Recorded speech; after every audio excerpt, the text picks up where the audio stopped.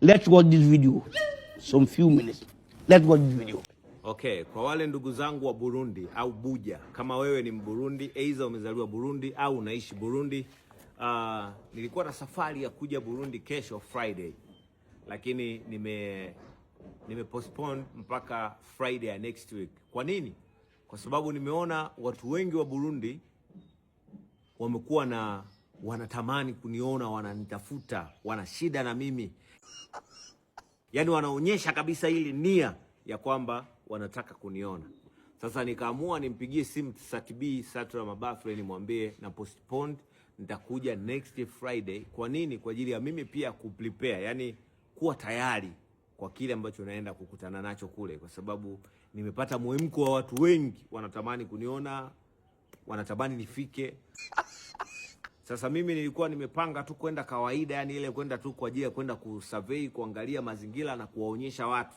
Kwa sababu huku nje watu wengi wana picha ya kuona kwamba Burundi ni nchi maskini.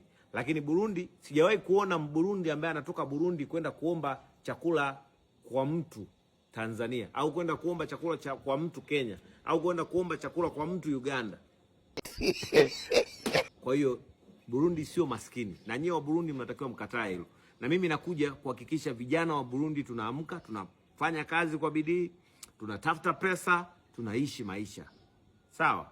Nakuja Burundi next Friday, lakini cha msingi weka kwenye mind yako, Burundi sio maskini. Ila nataka niangalie kama nina uwezo wa kufanya seminar nikifika Burundi. Niandae hall au kumbi kwa ajili ya kukusanya vijana ambao wanatamani kuwa na mafanikio, tuweze kukaa pale, tuongee, tujue ni namna gani tunaweza kufanya, tuangalie namna gani ya kueiza hata mimi mtaji wangu labda au fedha zangu nilizonazo kuwekeza kwa baadhi ya watu waliopo Burundi. Sio kwenye mziki tu, hata kwenye maisha ya kawaida. Kama kuna mtu ana idea au ana wazo ambalo anajua mimi na wewe tunaweza tukafanya kwa Burundi afu tukaingiza pesa pamoja. Yaani mimi na wewe tukaingiza wote hela. Mimi naweza nikaweka hela, wewe kaweka wazo, afu tukafanya kitu kikatuingizia hela. Lakini sio tu kuingiza hela.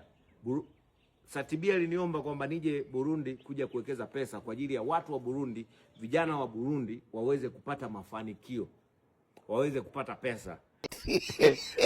Kwa hiyo mimi nitawekeza kwa vijana ambao hao vijana wataweza kuwapa kazi vijana wenzao. Kwa hiyo Burundi itaondokana na umaskini kwa vijana sisi kuwa na vitu vya kufanya pamoja na kuwa na kazi au biashara tunazozifanya zinazotuingizia fedha.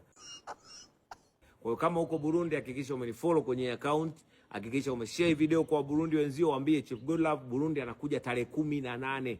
Yaani Burundi nakuja tarehe 18.